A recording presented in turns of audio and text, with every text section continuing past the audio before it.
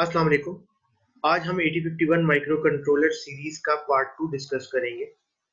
Last time हमने ये देखा था, डिस्कस किया था कि एक एम्बेडेड सिस्टम क्या होता है, माइक्रो प्रोसेसर और माइक्रो कंट्रोलर में क्या डिफरेंस होता है और माइक्रो कंट्रोलर की क्या-क्या प्रॉपर्टीज एग्जिस्ट कर रही होती हैं जिनकी बेसिस के ऊपर एक माइक्रो कंट्रोलर को एम्बेडेड सिस्टम में चूज किया जाता है, प्रेफर किया जाता है।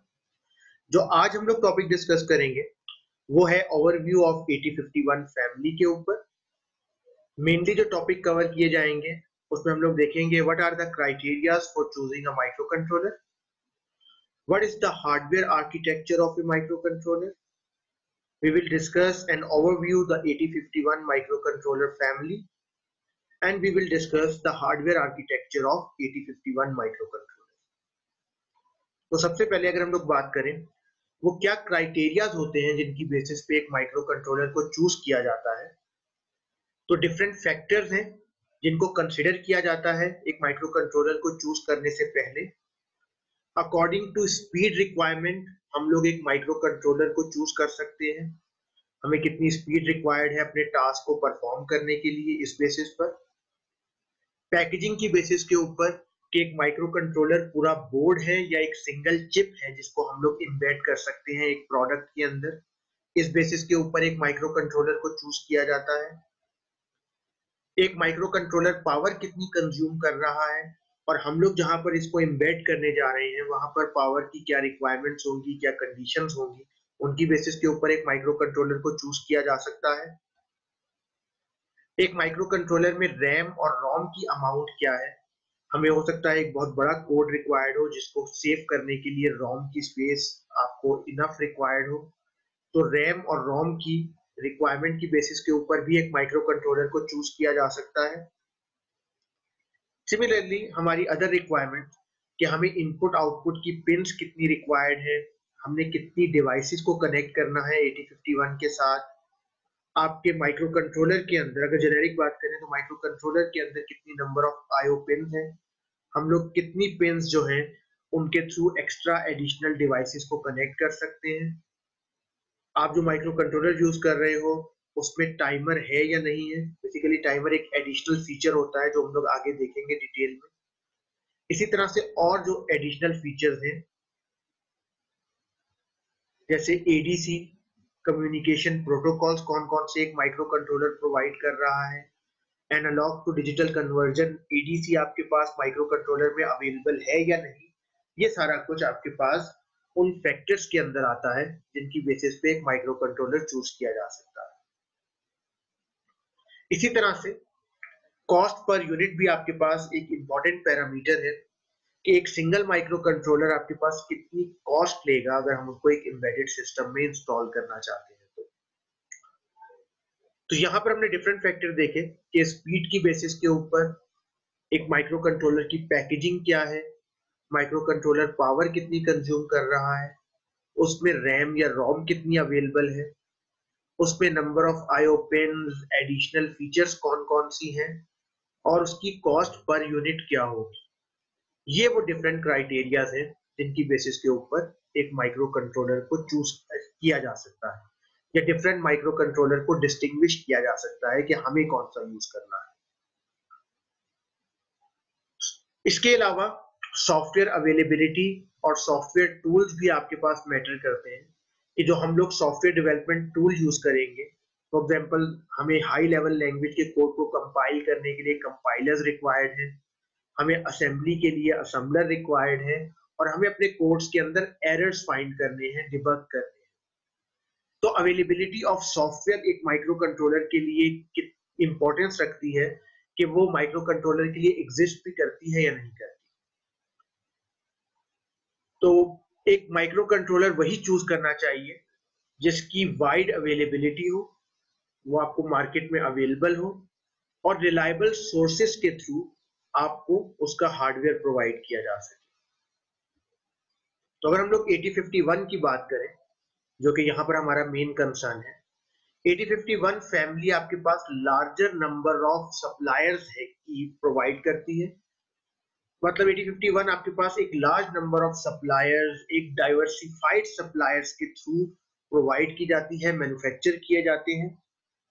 इसमें इंटेल जो था वो ओरिजिनली इसको मैन्युफैक्चर कर रहा था, उसके बाद एटमेल ने, फिलिप ने, एएमडी ने, रिलायंस सेमीकंडक्टर ने डिफरेंट आपके पास फैमिलीज जो है वो इंट्रोड्यूस करवाई 8051 माइक्रो कंट्रोलर के साथ।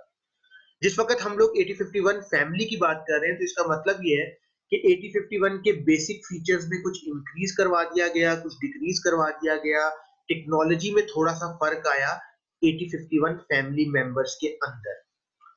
तो हम लोग देख सकते हैं कि 8051 micro controllers Intel, Atmel, Philips, AMD और बहुत सी रिलायबल और डाइवर्सिफाइड सप्लायर्स ने मैन्युफैक्चर करना स्टार्ट किए, जिसकी वजह से इसके सॉफ्टवेयर भी अवेलेबल है, ये माइक्रो कंट्रोलर भी अवेलेबल है मार्केट के अंदर और इसको इजीली एक एम्बेडेड सिस्टम के लिए यूज किया जा सकता है। तो अगर हम लोग जनरल बात करें कि एक माइक्रो कंट्रोलर का हार्डवेयर आर्किटेक्चर क्या होता है, तो एक माइक्रो कंट्रोलर में 3 मेन कंपोनेंट्स होते हैं, जिसमें सबसे इंपॉर्टेंट और सबसे पहला कंपोनेंट सीपीयू के नाम से, सेंट्रल प्रोसेसिंग यूनिट। फिर आपके पास दूसरा इंपॉर्टेंट कंपोनेंट है मेमोरी स्पेस, जिसके अंदर रोम स्पेस आती है और रैम स्पेस आती है। और थर्ड इंपॉर्टेंट कंपोनेंट है पेरिफेरल्स। अब अगर हम लोग इन पे एक एक करके बात करें तो सीपीयू के अंदर दो इंपॉर्टेंट पैरामीटर्स हैं। सीपीयू कितने बिट का है, मतलब उसका आर्किटेक्चर क्या है और वो किस क्लॉक स्पीड पे ऑपरेट हो रहा है। Number of bits and clock speed basically define the processing power of A CPU. एक सीपीयू की प्रोसेसिंग पावर क्लॉक स्पीड और नंबर ऑफ बिट्स के थ्रू डिफाइन की जाती है। इसी तरह से रोम और रैम स्पेस आपको कोड स्पेस को डिफाइन कर रही होती हैं, फ्लेक्सिबिलिटी को डिफाइन कर रही होती हैं कि उसमें कितना बड़ा असेंबली का कोड सेव किया जा सकता है, कितना बड़ा सी का कोड सेव किया जा सकता है, आपके पास डेटा टाइप्स यूज करने की फ्लेक्सिबिलिटी है या नहीं है, आप कौन कौन से रजिस्टर्स यूज कर सकते हैं, कौन कौन सी स्पेसेस यूज की जा सकती हैं, ये सारा कुछ एक मेमोरी के थ्रू डिफाइन किया जाता है। इस पे हम डिटेल में बात करेंगे, लेकिन फिलहाल के लिए हम लोग जो कोड लिखते हैं वो रोम के अंदर सेव किया जाता है एक परमानेंट मेमोरी के अंदर, ताकि जब जब माइक्रो कंट्रोलर स्टार्ट हो वो कोड एग्जीक्यूट किया जा सके परमानेंट मेमोरी के थ्रू। और रैम यूज की जाती है टेम्पररी स्पेस के तौर पे हमारे वेरिएबल्स को स्टोर करने के लिए। तो सीपीयू और मेमोरी के बाद अगर हम लोग पेरिफेरल्स की बात करें, जो तीसरा इंपॉर्टेंट कंपोनेंट है एक माइक्रो कंट्रोलर के हार्डवेयर आर्किटेक्चर का, तो पेरिफेरल्स आपके पास वो सारी फीचर्स हैं जो कि माइक्रो कंट्रोलर को आउटर वर्ल्ड के साथ कम्युनिकेट करवाती हैं। उसमें इनपुट आउटपुट पोर्ट्स हो सकती हैं, टाइमर्स के नाम से एक फीचर है जिससे हम लोग डिले भी जनरेट करवा पाएंगे और इवेंट्स को काउंट भी कर पाएंगे। एडीसी एक फीचर होता है एनालॉग टू डिजिटल कन्वर्जन का। जब भी हमें फिजिकल क्वांटिटी, टेम्परेचर, ह्यूमिडिटी या इन्वायरमेंट से किसी पैरामीटर को मेजर करना होता है तो माइक्रो कंट्रोलर को प्रोवाइड करने के लिए उसको एनालॉग टू डिजिटल कन्वर्टर के थ्रू पास करना पड़ता है। इसी तरह से एक और फीचर है पीडब्ल्यूएम के नाम से, पल बिट्स मॉड्यूलेशन के नाम से। ये बेसिकली आपके पास प्रोग्रामिंग के थ्रू मेथड है जिसके अंदर हम लोग पल्सेस की विड्थ को कंट्रोल कर सकते हैं। नॉर्मली ये आपके पास मोटर्स की स्पीड कंट्रोल करने के लिए या पल्सेस के थ्रू कुछ ऑपरेशंस को कंट्रोल करने के लिए फीचर यूज किए जाते हैं। इसी तरह सीरियल पोर्ट यूज की जाती है कम्युनिकेशन के लिए, जब भी दो डिवाइसेस को कम्युनिकेट करवाना पड़ता है। और इंटरप्ट पोर्ट्स आपके पास इमरजेंसी टास्क या फर्स्ट प्रायोरिटी पे कोई टास्क परफॉर्म करने के लिए यूज किए जाते हैं। तो एक हार्डवेयर आर्किटेक्चर के अंदर 3 मेन कंपोनेंट है, सीपीयू, मेमोरी, पेरिफेरल्स। ये पेरिफेरल्स कुछ माइक्रो कंट्रोलर्स में सब फीचर्स प्रोवाइड की जा सकती हैं, कुछ आपके पास जो है इनमें से कुछ सबसेट प्रोवाइड कर रहे होंगे। डिपेंड ये कर रहा होगा हम लोग कौन सा माइक्रो कंट्रोलर यूज कर रहे हैं। तो पोर्ट्स आपके पास जो हमने यहाँ पे आईओ पोर्ट्स का लफ्ज देखा, पोर्ट्स की डेफिनेशन अगर हम लोग साथ साथ देखते जाएं, ये आपके पास एक इंटरफेस प्रोवाइड करती है माइक्रो कंट्रोलर और एक्सटर्नल वर्ल्ड के दरमियान में। आपको कोई डेटा इनपुट लेना है या डेटा आउटपुट प्रोवाइड करना है, वो पोर्ट्स के थ्रू प्रोवाइड किया जाता है।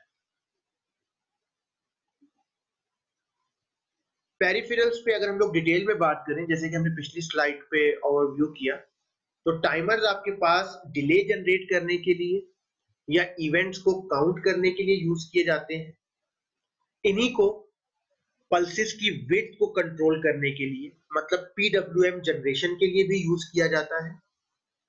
इसी तरह ए टू डी या डी टू ए कन्वर्टर हो सकता है कोई एक फीचर अवेलेबल हो माइक्रो कंट्रोलर में, हो सकता है दोनों फीचर्स अवेलेबल हो, या हो सकता है कोई माइक्रो कंट्रोलर इनमें से कोई भी फीचर प्रोवाइड ना कर रहा हो। तो एनालॉग टू डिजिटल कन्वर्टर और डिजिटल टू एनालॉग कन्वर्टर दोनों हमारे एम्बेडेड सिस्टम में एक इंपॉर्टेंट रोल प्ले करते हैं। अगर एक माइक्रो कंट्रोलर ये फीचर आपको प्रोवाइड नहीं भी कर रहा, तो हम एडिशनल चिप अटैच करते हुए, एडीसी या डैक की चिप अटैच करते हुए ये टास्क परफॉर्म करवा सकते हैं माइक्रो कंट्रोलर के। इसी तरह से पल्स विड्थ मॉड्यूलेटर्स आपके पास होते हैं, जो हमने ऊपर भी डिफाइन किया। ये आपके पास एडिशनल फीचर हो सकता है, टाइमर्स के थ्रू भी परफॉर्म किया जाता है मेनली इसे। ये मोटर के पैरामीटर्स को कंट्रोल करने के लिए, स्पीड वगैरह को यूज किया जाता है। इसी तरह से सीरियल के कुछ डिफरेंट कम्युनिकेशन प्रोटोकॉल्स हैं, ये सारे कम्युनिकेशन के प्रोटोकॉल हैं। फॉर एग्जांपल RS232, I2C के नाम से, SPI, ये डिफरेंट प्रोटोकॉल्स हैं जो कि सीरियली आपके पास एक माइक्रो कंट्रोलर से दूसरी डिवाइस तक या दो डिवाइसेस के दरमियान में कम्युनिकेशन के लिए यूज किए जाते हैं। हम लोग देखेंगे कि 8051 में इनमें से कौन कौन से एग्जिस्ट करते हैं और कौन कौन से आपके पास एडिशनली इंट्रोड्यूस करवाए जा सकते हैं। और एक्सटर्नल इंटरप्ट का पर्पस आपके पास इमरजेंसी सिग्नल्स के साथ डील करना होता है, जैसे कि हमने पहले डिफाइन किया। तो यहाँ पर हम लोग 8051 माइक्रो कंट्रोलर का एक जेनेरिक सा ओवरव्यू देख सकते हैं। ये आपके पास 8051 से पहले किसी भी माइक्रो कंट्रोलर का एक जेनेरिक सा आपके पास ओवरव्यू है। हम देख सकते हैं कि एक माइक्रो कंट्रोलर के अंदर कोर्स हो सकती हैं, सीपीयू हो सकता है। सीपीयू डिफरेंट बिट्स में एग्जिस्ट कर सकता है। फॉर एग्जांपल एक सीपीयू 8 बिट का भी हो सकता है, 32 बिट का भी हो सकता है। सीपीयू डिफरेंट फ्रीक्वेंसीज में एग्जिस्ट कर सकता है। ये दोनों चीजें मिलकर डिफाइन कर रही होंगी कि सीपीयू की प्रोसेसिंग पावर क्या है। रैम आपके पास सिंपल 256 बाइट भी हो सकती है और 64 किलो बाइट भी हो सकती है, डिपेंडिंग ऑन रिक्वायरमेंट आपके पास, और डिपेंडिंग ऑफ माइक्रो कंट्रोलर ये चेंज हो सकती है। इसी तरह से रोम आपके पास 2 किलोबाइट से 256 किलोबाइट तक की भी हो सकती है। आपके पास अगर टाइमर है तो टाइमर 16 से 32 बिट भी हो सकते हैं। टाइमर की विड्थ क्या है, कितनी बिट्स का है, ये डिफाइन करता है कि हम लोग मैक्सिमम कितना बड़ा डिले जनरेट कर सकते हैं या कितने इवेंट्स को काउंट कर सकते हैं। तो कैपेसिटी को डिफाइन करता है एक टाइमर। इसी तरह से सीरियल के प्रोटोकॉल जो हमने कहा, RS232, I2C, ये डिफरेंट प्रोटोकॉल हो सकते हैं एक माइक्रो कंट्रोलर के अंदर। हो सकता है इनमें से कुछ फीचर हो सकता है कुछ एग्जिस्ट ना कर रहे हैं। इसी तरह से कुछ जनरल पर्पस IO पिन होती हैं, जिनको यहाँ पर GPIO कहा गया है। ये पिन आपके पास एक माइक्रो कंट्रोलर को एक्सटर्नल वर्ल्ड के साथ कम्युनिकेट करवाती है। मतलब मुझे एक LCD माइक्रो कंट्रोलर से कनेक्ट करनी है, तो उसके लिए भी मैं यही इनपुट आउटपुट पोर्ट्स यूज करूंगा। और अगर मुझे कुछ स्विचेस के थ्रू इनपुट लेके आनी है या किसी टेम्परेचर सेंसर से टेम्परेचर सेंस करके लाना है, तो वो भी GPIO पिन के थ्रू ही लाया जाएगा। लेकिन इसमें फर्दर एक ऑप्शन ADC का भी आ जाता है कि अगर हम लोग एनालॉग इनपुट ला रहे हैं तो वो ADC के थ्रू लाई जाए, और कुछ इनपुट्स आपके पास डिजिटल इनपुट्स भी कहलाते हैं। इसके अलावा एक माइक्रो कंट्रोलर को एडिशनल मेमोरी के साथ भी कनेक्ट किया जा सकता है, मेमोरी बस के साथ। 16 या 24 बिट की बस आपके पास, या इसके अलावा भी किसी और बिट की बस हो सकती है, जो कि डिफाइन करती है हम मैक्सिमम कितनी एक्सटर्नल मेमोरी एक माइक्रो कंट्रोलर के साथ कनेक्ट कर सकते हैं। तो यहाँ पर हमने एक जेनेरिक हार्डवेयर आर्किटेक्चर देखा कि किसी भी एक माइक्रो कंट्रोलर में ये फीचर्स हो सकते हैं, ये फीचर्स वेरी कर सकते हैं। अब अगर हम लोग 8051 के ऊपर बात करें स्पेसिफिकली, तो 8051 आपके पास इंट्रोड्यूस करवाया गया था 1981 के अंदर एज MCS 51 माइक्रो कंट्रोलर के नाम से। ये एक 8 बिट प्रोसेसर है, मतलब इसका जो आर्किटेक्चर है वो 8 बिट का है। इसमें जितने रजिस्टर्स होंगे, इसमें जितनी मेमोरी लोकेशंस होंगी, वो आपके पास 8 बिट की होंगी।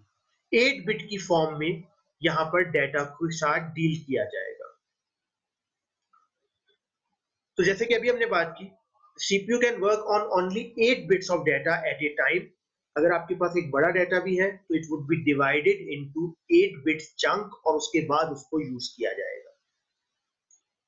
हार्डवेयर आर्किटेक्चर अब अगर हम लोग 8051 का देखें डिटेल में, तो 8051 के अंदर 128 बाइट की रैम अवेलेबल है। मतलब अगर मुझे कोई टेम्पररी स्टोरेज करवानी है वेरिएबल्स की तो वो 128 बाइट्स ऑफ रैम उसके लिए मेरे पास अवेलेबल है। 4 किलोबाइट की रोम अवेलेबल है 8051 के अंदर। हम लोग 4 किलोबाइट तक का एक कोड जो है वो सेव करवा सकते हैं 8051 में, जो कि इनफ मेमोरी स्पेस है। 2 टाइमर्स हैं, मतलब मैं 2 पैरेलल में डिले भी जनरेट कर सकता हूं, 2 पल्सेस भी काउंट करवा सकता हूं, 2 इवेंट भी काउंट करवा सकता हूं। एक सीरियल पोर्ट है जिसके थ्रू हम लोग सीरियली 8051 को किसी दूसरी डिवाइस या किसी दूसरे माइक्रो कंट्रोलर के साथ कनेक्ट कर सकते हैं।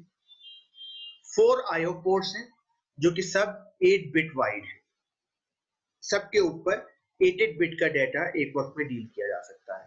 तो 4 आईओ पोर्ट्स और 8 बिट वाइड का मतलब यह है कि 4 into 8 टोटल 32 पिन ऐसी हैं जिनको हम लोग इनपुट या आउटपुट के तौर पे यूज कर सकते हैं। तो 128 बाइट की रैम, 4 किलोबाइट की रोम, 2 timer, 1 serial port, 4 IO ports और इसके अलावा 6 interrupt sources, 6 emergency signals generate करवाए जा सकते हैं और उन इमरजेंसी सिग्नल्स की बेस पे माइक्रो कंट्रोलर को सब कुछ छोड़कर पहले इमरजेंसी टास्क परफॉर्म करवाने के लिए फोर्स किया जा सकता है। तो यहाँ पर जिस तरह हम लोगों ने एक जेनेरिक आर्किटेक्चर देखा था, हम लोग 8051 माइक्रो कंट्रोलर का सिंप्लीफाइड आर्किटेक्चर देख सकते हैं, इंटरनल आर्किटेक्चर। आगे सीरीज के लेक्चर में हम लोग डिटेल आर्किटेक्चर भी देखेंगे। फिलहाल हम लोग ये देख सकते हैं यहाँ पर कि 8051 के अंदर टोटल 128 बाइट की रैम है, 4 किलोबाइट की प्रोग्राम मेमोरी है जो कि रोम है बेसिकली, 2 टाइमर है, टाइमर 0 के नाम से, टाइमर 1 के नाम से, जिनसे हम डिले जनरेट करवा सकते हैं। और अगर हम इनको इवेंट काउंटिंग के लिए यूज करें तो 2 काउंटर की पिन्स होंगी, 2 काउंटर की इनपुट्स होंगी। इसी तरह से सीरियल पोर्ट जो कि TX और RX ट्रांसमिशन एंड रिसेप्शन के थ्रू परफॉर्म की जाती है, उसके लिए 2 पिन्स हैं। आप सीरियल कम्युनिकेशन करवा सकते हो 8051 के थ्रू। टोटल 4 पोर्ट हैं 8051 के अंदर, P0, P1, P2, P3 के नाम से, और ये सारी 8 बिट्स की हैं, मतलब टोटल 32 पिन्स बनती हैं। इसके अलावा एक्सटर्नल इंटरप्ट आपके पास दी गई हैं। हम लोग एक्सटर्नली भी इंटरप्ट रिसीव कर सकते हैं और इंटरनली भी इंटरप्ट्स के साथ डील करवा सकते हैं। यहाँ पर आप देख सकते हो एक्सटर्नल इंटरप्ट और काउंटर इनपुट्स के आगे P3 लिखा हुआ है। बेसिकली जो आपकी पोर्ट 3 है वो आपको नॉर्मल इनपुट आउटपुट के अलावा एडिशनल फीचर भी प्रोवाइड करती है। हम लोग इससे टाइमर का, काउंटर का काम भी ले सकते हैं, हम लोग इससे इंटरप्ट का काम भी ले सकते हैं और कुछ फीचर्स भी परफॉर्म करवाए जा सकते हैं। एक माइक्रो कंट्रोलर किसी सीपीयू बेस पे ऑपरेशन परफॉर्म कर रहा होगा तो हम लोग 8 बिट का जो है वो माइक्रो कंट्रोलर यूज कर रहे हैं, 8 बिट का सीपीयू यूज कर रहे हैं। 8051 के अंदर सारे टास्क 8 बिट की फॉर्म में परफॉर्म किए जाएंगे। ये सारे यूनिट्स जो आपके पास हैं ये सारे इस सीपीयू के साथ कनेक्टेड है। सीपीयू को पावर अप करने के लिए एक फ्रीक्वेंसी रिक्वायर्ड है, एक क्रिस्टल रिक्वायर्ड है। तो हम लोग यहाँ पर एक ऑसिलेटर सर्किट देख सकते हैं जो कि इस माइक्रो कंट्रोलर को हार्ट बीट प्रोवाइड कर रहा है, पल्सेस प्रोवाइड कर रहा है। ये आगे हम डिटेल में देखेंगे कि ये कितना होता है, कितनी फ्रीक्वेंसी प्रोवाइड की जा रही होती है 8051 माइक्रो कंट्रोलर को। तो 8051 माइक्रो कंट्रोलर 8 बिट का है। इसे जो फ्रीक्वेंसी प्रोवाइड की जाती है, जिस फ्रीक्वेंसी पे ये ऑपरेट कर रहा होता है, ये 11.0592 मेगाहर्ट्ज है। पूरा आर्किटेक्चर 8 बिट का है। इसका मतलब ये है कि यहाँ पर डेटा को 8 बिट की फॉर्म में डील किया जा रहा होगा। जो रैम है उसमें 8 बिट के रजिस्टर्स होंगे, जो टाइमर है वो 8 बिट का होगा, जो पेरिफेरल्स हैं जिस तरह हमने पोर्ट्स देखी P0, P1, P2, P3, ये सारी पोर्ट्स 8 बिट की। मेमोरी आपके पास रोम है 4 किलोबाइट की, रैम है 128 बाइट की। इंटरप्ट्स आपके पास 6 हैं जिनमें से 3 एक्सटर्नल है और 3 इंटरनल है। जब हम इंटरप्ट पे डिस्कशन करेंगे तो हम देखेंगे एक्सटर्नल और इंटरनल इंटरप्ट्स के दरमियान में क्या डिफरेंस होता है। टाइमर्स आपके पास 2 हैं, टाइमर 0, टाइमर 1 के नाम से। ये काउंटर के तौर पे भी यूज किए जा सकते हैं। सीरियल पोर्ट है आपके पास कम्युनिकेशन के लिए। इसको RS232 सीरियल कम्युनिकेशन पोर्ट कहा जाता है। ये आपके पास 2 पिन TX RX के थ्रू एक माइक्रो कंट्रोलर को बाकी डिवाइसेस के साथ कनेक्ट करवा रही होती है। टोटल 4 पोर्ट्स हैं 8 बिट की, मतलब हर पोर्ट आपके पास 8 बिट का डाटा इनपुट या आउटपुट ले सकती है। तो 4 पोर्ट्स इंटू 8 32 पिन हैं जिनसे हम इनपुट आउटपुट करवा सकते हैं। टाइमर, इंटरप्ट, सीरियल इन्हीं पोर्ट्स में से किसी पिन पे एग्जिस्ट कर रहे होते हैं, और वो हमने भी बात की कि पोर्ट 3 के ऊपर एडिशनल टास्क परफॉर्म करने के लिए आपके पास पिन्स को यूज किया जाता है। इसके अलावा पोर्ट 0 और पोर्ट 2 को एडिशनल मेमोरी भी कनेक्ट करने के लिए यूज किया जाता है। अगर एडिशनल रोम या रैम कनेक्ट की जा रही है तो उसको एड्रेस प्रोवाइड करना, उससे डाटा लेके आना, ये पोर्ट 0 और पोर्ट 2 के थ्रू परफॉर्म किया जाता है। तो ये आपके पास पिन डायग्राम ऑफ 8051 है। हम लोग यहाँ देख सकते हैं कुछ बेसिक सिग्नल हैं जिसपे VCC है, ग्राउंड है, क्रिस्टल की पिन है जिसपे हम लोग 11.0592 मेगाहर्ट्ज का क्रिस्टल अप्लाई करेंगे, रीसेट की पिन है। हम लोग पोर्ट्स देख सकते हैं, पोर्ट 0 है 0.0 से 0.7 तक, पोर्ट 1 है पोर्ट 1.0 से 1.7 तक, पोर्ट 2 है 2.0 से 2.7 तक, पोर्ट 3 है 3.0 से 3.7 तक। हम इन 4 पोर्ट से जनरल टास्क भी परफॉर्म कर सकते हैं, और उसके अलावा हमने देखा कि पोर्ट 0 और पोर्ट 2 को एड्रेस प्रोवाइड करने के लिए और डाटा को एक्सेस करने के लिए भी यूज किया जाता है जब एक एडिशनल मेमोरी के साथ डील करना हो। इसीलिए यहाँ पर ब्रैकेट्स में हाईलाइटेड है कि टोटल आपके पास जो एड्रेस अप्लाई किया जा सकता है वो 16 बिट का, मतलब A0 से A15 तक बनता है पोर्ट 0 और पोर्ट 2 को मिला के। लेकिन जो डाटा लाया जाएगा उस मेमोरी से वो 8 बिट का होगा, जो कि ये multiplex pin D0, D1, D2 से D7 के थ्रू जो है वो लाया जाएगा या प्रोवाइड किया जाएगा एक्सटर्नल मेमोरी को। इसी तरह पोर्ट 3 भी आपको कुछ एडिशनल फीचर प्रोवाइड करती है। हम देख सकते हैं कि P3.0 और P3.1 सीरियल कम्युनिकेशन के RX TX के लिए है, P3.2, P3.3 इंटरप्ट्स की 2 एक्सटर्नल पिन्स के लिए है। जैसा कि हमने कहा 3 आपके पास एक्सटर्नल इंटरप्ट हैं जिनमें ये 2 पिन बेस हैं और एक रीसेट बेस है। 2 पिन्स काउंटर की हैं T0, T1, और अगर हमने एडिशनल मेमोरी कनेक्ट की है तो 2 पिन राइट और रीड की पिन भी यहाँ पर एग्जिस्ट कर रही होती है। तो ये 8051 की पिन डायग्राम है जो कि साथ साथ डिटेल में डिस्कस भी होती जाएगी। फिलहाल के लिए हम लोग इस पे एक शॉर्ट ओवरव्यू देख सकते हैं जो अभी हमने डिस्कस किया।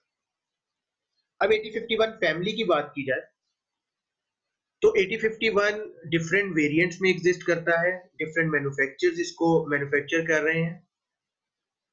तो ये मैन्युफैक्चरर आपको डिफरेंट वर्जन्स प्रोवाइड कर रहे होते हैं, उसमें से एक 8051 का वर्जन 8052 भी है। बेसिकली 8052 आपके पास एडिशनल फीचर्स प्रोवाइड कर रहा होता है, 8051 से ज्यादा प्रॉपर्टीज आपको प्रोवाइड कर रहा होता है। तो हम कह सकते हैं कि the 8051 is a subset of 8052। इसी तरह एक 8031 के नाम से एक वर्जन है 8051 फैमिली के अंदर, जो कि रोमलेस 8051 है। मतलब इसके अंदर अगर हमें कोड को सेव करना है तो हमें एक्सटर्नल मेमोरी अटैच करनी पड़ेगी।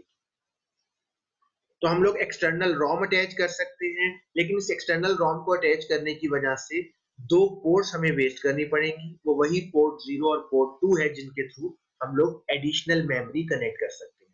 तो अगर हमारे पास रिक्वायरमेंट इतनी ज्यादा नहीं है, हमें इतने input output base operation perform नहीं करनी, और 8031 हमारे पास मार्केट में एग्जिस्ट कर रहा है, तो हम 8031 को भी लेके वो सारा कुछ परफॉर्म कर सकते हैं जो 8051 से किया जाता है।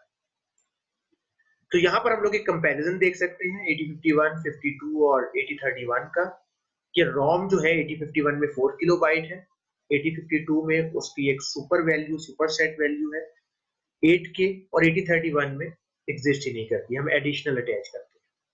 इसी तरह 8051 की जो हमने प्रॉपर्टीज देखी थी, रैम 8051 में 128 बाइट है, टाइमर 2 है, आईओ की पिंस 32 है, सीरियल पोर्ट 1 है, इंटरप्ट के 6 सोर्सेस।